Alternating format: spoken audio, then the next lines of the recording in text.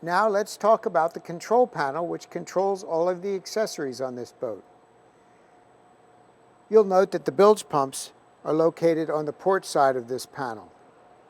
There are 3 pumps on this particular boat model. The forward pump is located at the top, labeled Bilge Pump 1. This is the pump that's in the head compartment.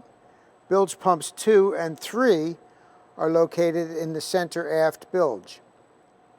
When you energize one of these pumps in the manual mode, a red telltale light will illuminate.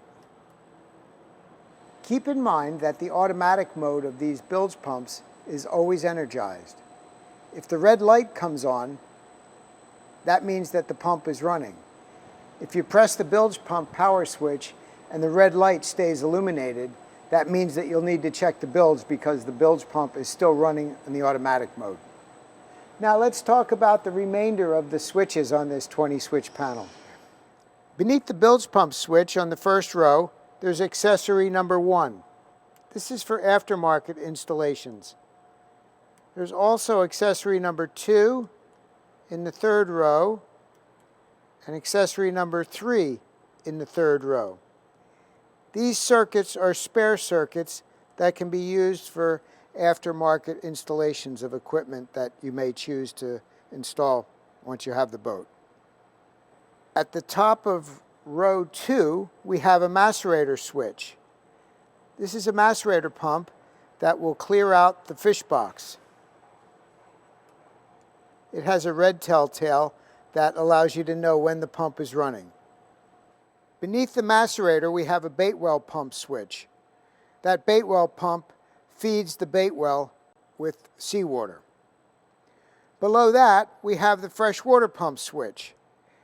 This is the freshwater pump that supplies water from the water tank to the washdown, the head, and an anchor locker washdown if so equipped.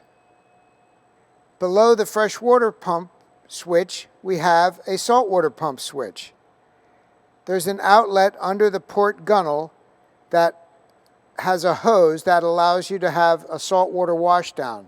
This pump is what supplies that washdown.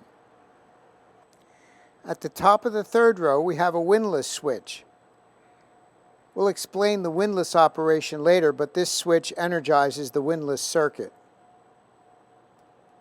Below that, we have the bait light. Bait light is a small light that's in the bait well.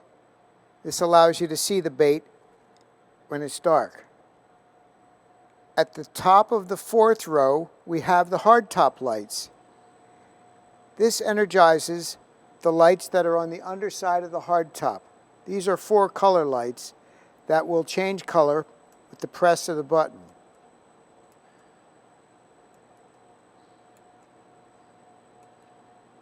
Next, we have the spreader light switch. There are spreader lights on the aft corners of the hardtop on this boat. They are 3 color lights. To scroll through the colors, you'll press it 3 times. The underwater light switch is next. This turns on the underwater lights that are mounted on the outside of the hull. On the bottom of the fourth row, we have a parallel switch. This is a momentary switch that allows you to parallel your batteries. If you should ever have a situation where one of the batteries is low on charge, you press the parallel switch to tie the 2 batteries or 3 batteries together and allow you to start the motors. At the top of the 5th row, we have the nav lights. This switch turns on the red and green lights as well as the white 360 light that's mounted aft of the red and green lights. To just use the white anchor light, you'll press the switch that says anchor light. Use that when you're at anchor at night. The cabin light switch energizes the circuits for the lights inside the console and in the forward storage compartment. There are also switches on the lights in those 2 compartments that will allow you to turn them on and off at those particular locations. The cockpit lights illuminate the cockpit and our 4-color. To scroll through the colors, you'll press the switch 4 times to get the 4 colors that will show.